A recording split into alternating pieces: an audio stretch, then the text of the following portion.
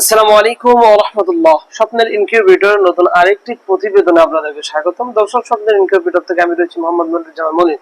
তো আলহামদুলিল্লাহ দর্শক, দেখতে পাচ্ছেন আমাদের সরঞ্জামাদি দেখে আপনারা অলরেডি বুঝে ফেলেছেন। আজকে কিন্তু আমরা আপনাদের সামনে একটা এসি ডিসি একটা জনপ্রিয় ইনকিউবেটরের কিভাবে এই মেশিন থেকে আপনারা বাচ্চা উৎপাদন করবেন, 80 থেকে 100 টিমের একটি ইনকিউবেটর। তো এই মেশিনটা আসলে আপনাদের কাছে যখন পৌঁছে কিভাবে পৌঁছাবে, এটা কিভাবে আপনারা শুরু করবেন, এক কথায় যদি আমি বলি বসানো থেকে নিয়ে দুই উৎপাদন পর্যন্ত অল এভরিথিং সবকিছু আমি দেখানোর জন্য চেষ্টা করবো। জন্য আশা করছি পুরো ভিডিও জুড়ে থাকবেন, কোনো অংশ কোনো স্কিপ করবেন না।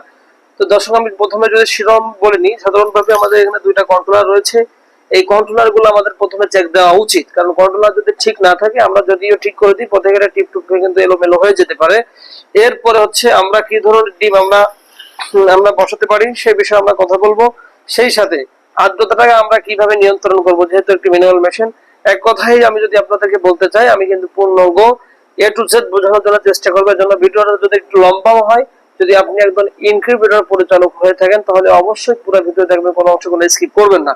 তো দর্শক, আপনাদের কাছে যখন এই মেশিন গুলা যায় তখন কিন্তু এইভাবে থাকবে। অনেকে কিন্তু এটা খুলেন না। এখানে কিন্তু আমাদের একটা ডিজিটাল হাইগ্রোমিটার দেওয়া থাকে, যেটা আমরা কিন্তু সাবধানতার জন্য কিন্তু আমরা এখানে লেখা থাকি, এর ভিতরে কিন্তু রয়েছে। সেই সাথে অনেকে এটাও খুলেন না। এগুলো আপনারা খুলে ফেলবেন, কারণ আমাদের যে ডিভাইস গুলো রয়েছে এই ডিভাইস গুলো আমরা সেফটি দিয়ে থাকি। তো এইভাবে থাকলে আপনারা কিন্তু খুলে এটাকে আনবক্সিং করে ফেলবেন। এইভাবে করবেন।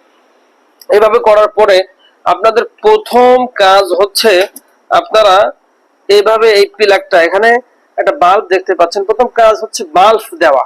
আপনারা দেখতে পাচ্ছেন এই বাল্ব আসলে কোন ধরনের, আপনাদের কমন প্রশ্ন যে আসলে আমরা কত ওয়াটের বাল্ব দিব। অনেকে এলইডি বাল্ব দিয়ে ফেলে। আপনাদের দিতে হবে কাচের, এই ধরনের কাচের বাল্ব দিতে হবে, যেটা গরমকালে দিতে হবে হচ্ছে আপনার 25 ওয়াট, সাধারণ শীতে 60 ওয়াট, এবং অতিরিক্ত যদি শীত হয় তাহলে দিতে হবে হলো 60 ওয়াট। সাধারণ শীতে 40, অতিরিক্ত শীতে 60। তো দর্শক, এইভাবে আপনারা গরমকালে 25 ওয়াট দিয়ে দিবেন। দেওয়ার পরে এই প্লাগটা দিবেন, এই যে এইভাবে প্লাগটা দিবেন। প্লাগটা দেওয়ার পরে দেখুন এখানে কিন্তু বাল্ব চলতেছে প্লাস ফ্যান চলতেছে। তো চলার পরে আপনাদের কাজ হচ্ছে, আমরা এই যে দুইটা কন্ট্রোলার দিয়েছি আপনারা দেখতে পাচ্ছেন, একটা হলো W1209, একটা হলো 3001, যেটা সাধারণত আপনার 80 থেকে 100 ডিএম ইনকিউবেটর ইউজ করা হয়। তো এখানে দুইটা বাটন দেখতে পাচ্ছেন, একটা হচ্ছে আপ বাটন, একটা হচ্ছে ডাউন বাটন। অর্থাৎ যেটা কালো চিহ্ন উপরের দিকে রয়েছে ওটা হলো আপ বাটন, যেটা নিচের দিকে রয়েছে সেটা হলো ডাউন বাটন। তো আপনারা প্রথমে এই সুইচে প্রথম আপ বাটনে একটা ক্লিক করবেন।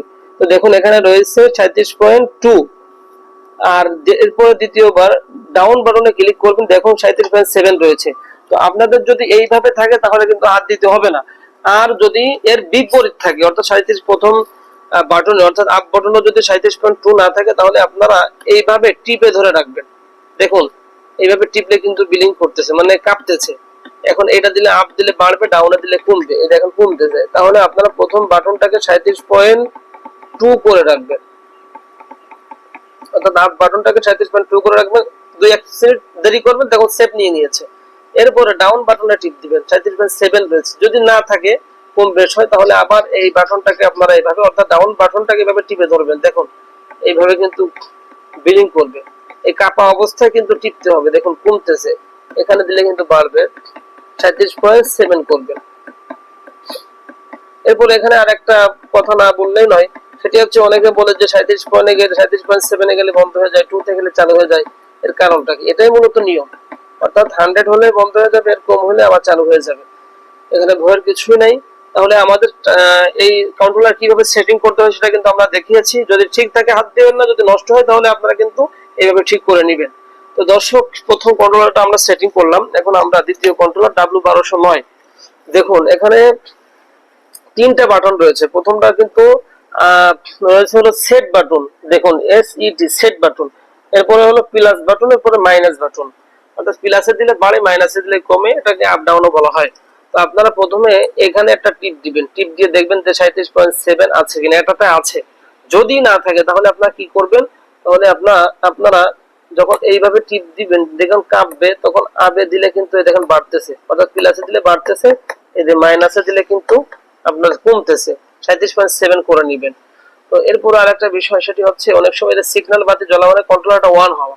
যদি 1 না থাকে তাহলে আপনারা কি করবেন, এই বাটনটাকে 37.7 করার পরে এইভাবে টিপে ধরে রাখবেন, অর্থাৎ সেট বাটনটা, অর্থাৎ প্রথম বাটনটা যদি আপনাদেরকে সহজে বলি, এটা টিপে ধরে রাখলাম, দেখুন P0 আসছে, আসার পরে এই প্রথম বাটন অর্থাৎ সেট বাটনটাকে আরেকটা টিপ দিবেন, দেখুন এস এসে রয়েছে, এস মানে হলো চালু।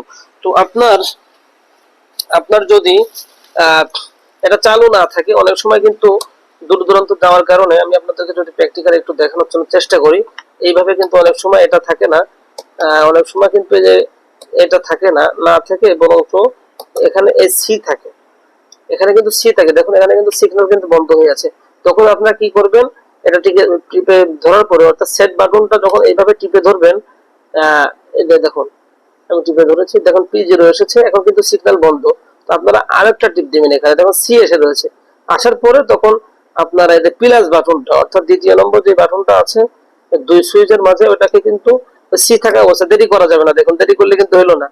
এই দেখুন আমি আবার একটু দেখাই আপনাদেরকে, দেখুন আরেকটা টিপ দিবেন, সেট বাটনের দেওয়ার সাথে সাথে সি রয়েছে দ্বিতীয় বাটনটা অর্থাৎ প্লাস বাটনটা বা আপ বাটনটা টিপ দিলে কিন্তু এইচ হয়ে যাবে, এইচ হওয়ার সাথে সিগন্যালও জ্বলবে, মাঝে কিন্তু আপনার বাতিটাও চলবে।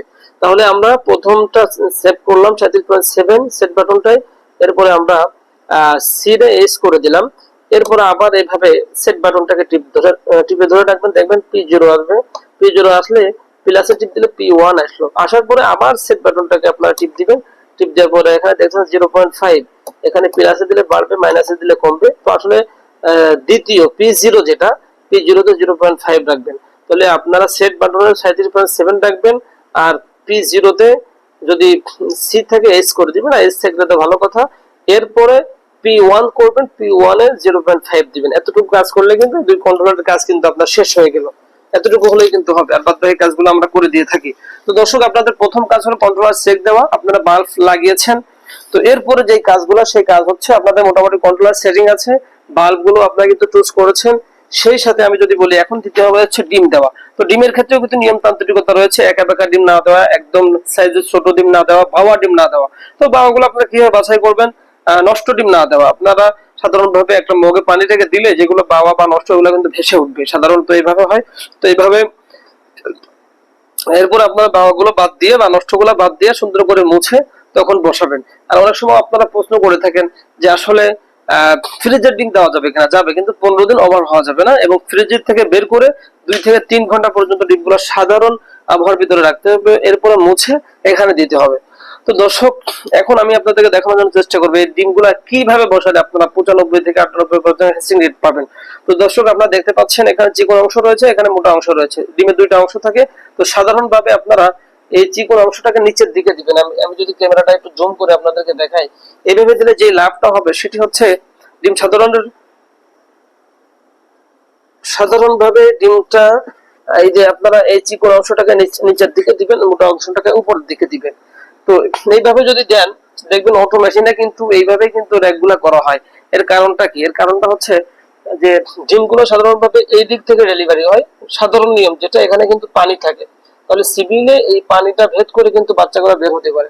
আর আপনারা যদি এইভাবে বসান তাহলে ডিমটা বসবে কম, এবং অনেক সময় কিন্তু পজিশনটা মাছ বরাবরও কিন্তু এসে থাকে, ফলে যখন হ্যাচিং এ দেন তখন কিন্তু এই দিক থেকে মুখ ঠোঁট বেরোনোর কারণে বাচ্চাগুলো কিন্তু ঠোঁট বের হয়ে মারা যায়, যেটা আমাদের কিন্তু কমন প্রশ্ন।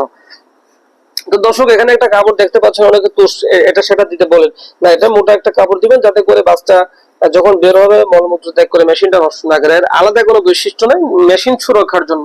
তাহলে আমরা ডিম দেওয়াটা বুঝলাম, তো ডিম দেওয়ার পরে এখন সবচাইতে কমন প্রশ্ন যেটা, যে এই ডিজিটাল মিটারটার কাজ কি। অনেকে প্রশ্ন করে যে আসলে ছোট্ট ওইটার সাথে এটা মিলে না, এখানে 30 দেখাচ্ছে, তারপরটা ওখানে মিলে না, ওইটা দেখার প্রয়োজন নয়। আপনারা দেখবেন হচ্ছে ওটার সাথে এটা আসলে 100 আয়রনের মিলে না, 2% দিক ওদিক হতে পারে। এরপরে বড় অক্ষরে যেটা দেখতে পাচ্ছেন আপনারা, সেটা কিন্তু আর্দ্রতা, এবং ছোট্ট অক্ষরে যেটা দেখতে পাচ্ছেন সেটা কিন্তু আপনার তাপমাত্রা। ছোট্ট অক্ষরে যেটা দেখা যাচ্ছে সেটা কিন্তু তাপমাত্রা, বড় অক্ষরে এটা আর্দ্রতা। তো এখন মূল ব্যাপার হচ্ছে আর্দ্রতা মেনটেন করা, যেহেতু ম্যানুয়াল ইনকিউবেটর। তো আপনাদের হ্যাচিং টাইম যেটা সেখানে করতে হবে 70 প্লাস, আর শ্যাটার টাইম যেটা সেখানে রাখতে হবে কিন্তু 50 প্লাস 65 ডাউন। এখন আমাদের জানার বিষয় হচ্ছে আসলে হ্যাচার এবং শ্যাটার কাকে বলা হয়। তো আমাদের ডেসক্রিপশনে আপনারা ঢুকে দেখতে পারেন যে কোন ডিম কতদিনে বের হয়, বা মিক্স ডিম কিভাবে বসাবো, আমাদের কিন্তু লিংক দেওয়া রয়েছে, আপনারা সেখানে দেখলে আপনাদের বিষয়টা ক্লিয়ার হবে। তারপরে যদি আমি একটি এক্সাম্পল দিই, সেটি হচ্ছে দেশি মুরগি বা যে কোনো ধরনের মুরগি আপনার 18 দিনের পর থেকে বের হওয়া শুরু হয়, অর্থাৎ 19, 20, 21 এই 3 দিনে। কোয়েল পাখি বের হলো 17, 18, 19, অর্থাৎ 15 দিন পর্যন্ত সেটার, বাকি 3 দিন হচ্ছে হ্যাচার। আর মুরগির জন্য আপনার 18 দিন পর্যন্ত সেটার, লাস্টের 3 দিন অর্থাৎ 21 পর্যন্ত হলো হ্যাচার। তো আমরা সেটার যে টাইমটা রয়েছে এখানে 50 প্লাস 65 ডাউন রাখবো এবং হ্যাচারে 70 প্লাস করে দিব। যদি হাঁস হয়ে থাকে তাহলে আমরা কিন্তু আরো 2, 5, 10 বাড়িয়ে দেবো, কারণ হাঁসের আপনার সাধারণভাবে খোসাটা একটু মোটা থাকে। তো দর্শক, এইভাবে কিন্তু আমরা আর্দ্রতা মেনটেন করবো, আর তাপমাত্রা তো অটোমেটিকই কন্ট্রোল হবে। তাহলে এটা বোঝানোর কিন্তু আর কোনো কিছু থাকলো না। তো এখন মূল ব্যাপার হচ্ছে এই আর্দ্রতাটা আমরা কিভাবে বের করব। আর্দ্রতাটা আপনারা দেখতে পাচ্ছেন, এই কাপে করে, চায়ের কাপ গরমকাল যদি হয়ে থাকে তাহলে কাপে করে এইভাবে আলোর নিচে পানি দিবেন। আলোর নিচে পানি দিবেন, পানি দিলে দেখবেন অটোমেটিকলি এখানে কিন্তু আর্দ্রতা বের হয়ে যাবে। আর ওটা সমস্যার সম্মুখীন আমরা সাধারণত হয়ে থাকি, যেহেতু আমি নিজেও একজন খামারি। সেটি হচ্ছে, আমরা বলি যে আসলে যে দেখুন এখন কিন্তু 90 রয়েছে, এটা কিন্তু মূল না। এটা কিন্তু মূল না, বড় অক্ষরে যেটা, এটা কিন্তু 50 দেখা যাচ্ছে। আমি জানি না একেবারে কতটুকু বোঝা যাচ্ছে, আপনারা কিন্তু নিজেরা দেখতে পারবেন। তো এটা মূল না, মেশিন চালানোর 1 ঘন্টা পরে যেটা দেখা যাবে ওটাই কিন্তু মূল। অনেক সময় কারেন্ট চলে গেলে এটা বেড়ে যেতে পারে, ওটা না। মেশিন রানিং অবস্থায় যেটা দেখা যাবে ওটাই কিন্তু মূল ব্যাপার বা মূল বিষয়। তাহলে দর্শক, আমি কিন্তু আপনাদেরকে কন্ট্রোলার সেটিংটা পূর্ণভাবে শেখালাম এবং আর্দ্রতা কিভাবে মেনটেন করতে হবে সেটাও কিন্তু আমরা বুঝালাম। এবং আমি যদি আরেকটি কথা আপনাদেরকে বলি, সেটি হচ্ছে যখন আপনাদের বাচ্চাগুলো এখান থেকে উৎপাদন হবে, উৎপাদন হওয়ার পরে আপনারা কিন্তু অনেক সময় বাচ্চা উৎপাদন হলেই আনন্দ চিত্রে বাচ্চাগুলোর সাথে সাথে বের করে ফেলেন। আপনারা কিন্তু মোটামুটি হতাশাগ্রস্ত হয়ে যায়। হতাশাগ্রস্ত হওয়ার কিছুই নাই। আপনারা লাস্ট 3 দিন, যেহেতু আর্দ্রতা 70 প্লাস করতে হয়, বড় একটা বাটিতে আপনারা পানি দিবেন। অর্থাৎ মুখ যত মোটা হবে আর্দ্রতা কিন্তু তত বেশি হবে। বড় একটা বাটিতে আপনার পানি দিয়ে এই ঢাকনাটা ওখানে কিন্তু মশারি বা জালি দিয়ে দিবেন, যাতে করে বাচ্চাগুলো ওখানে না পড়ে। এরপরে আপনারা দেখবেন বাচ্চাগুলো যখন ফুটে বের হচ্ছে কিনা, পজিশনটা দেখার জন্য এটা আমাদের হাইগ্রোমিটারটা আপনারা এইভাবে উঁচু করে এখানে ছিদ্র রয়েছে, ছিদ্রের মাধ্যমে দেখবেন। তো বাচ্চাগুলা যখন মোটামুটি আকারে 24 ঘন্টা মিনিমাম, কারণ আল্লাহ তাআলা 72 ঘন্টা পর্যন্ত কুদরতি ভাবে তাদের কুসুমের সাহায্যে তাদেরকে কিন্তু খাবারের ব্যবস্থা করে থাকেন। এই জন্য হতাশাগ্রস্ত হওয়ার কিছু নাই। আপনারা কি করবেন, 24 ঘন্টা পরে তাদের দেখবেন স্বাভাবিকভাবে যখন শরীরটা শুকায় যায়, আপনি দেখেই বুঝতে পারবেন, যেগুলো ভিজা থাকে বা ছোট থাকে এগুলা কিন্তু আপনার বের করার প্রয়োজন নেই। অনেক সময় বাচ্চা অনেক বেশি বের হয়ে যায়, তখন আপনারা কিছু বাচ্চা বের করেও কিন্তু আলাদাভাবে ব্রুডিং এ দিতে পারেন। তো দর্শক, আজকের আমি অল্প সময়ের ভিতরে মোটামুটি ইনকিউবেটরের এসিডিসি ম্যানুয়াল বা সেমি অটো ইনকিউবেটরের পূর্ণাঙ্গ ধারণা দেওয়ার চেষ্টা করলাম। এরপরেও যদি আপনাদের কোনো কিছু প্রয়োজন থাকে তাহলে আপনারা কিন্তু কমেন্ট বক্সে জানাতে পারেন। ইনশাআল্লাহ আমি সামনের ভিডিও নিয়ে আবার আসবো। তো দর্শক, আজকের মতন এই পর্যন্তই। দেখা হবে পরবর্তী নতুন আরেকটি প্রতিবেদনে। পরবর্তী প্রতিবেদন দেখার আমন্ত্রণ রইল। তো সে পর্যন্ত সকলে ভালো থাকবেন, সুস্থ থাকবেন। আল্লাহ হাফেজ। আসসালামু আলাইকুম ওয়া রাহমাতুল্লাহি ওয়া বারাকাতুহু।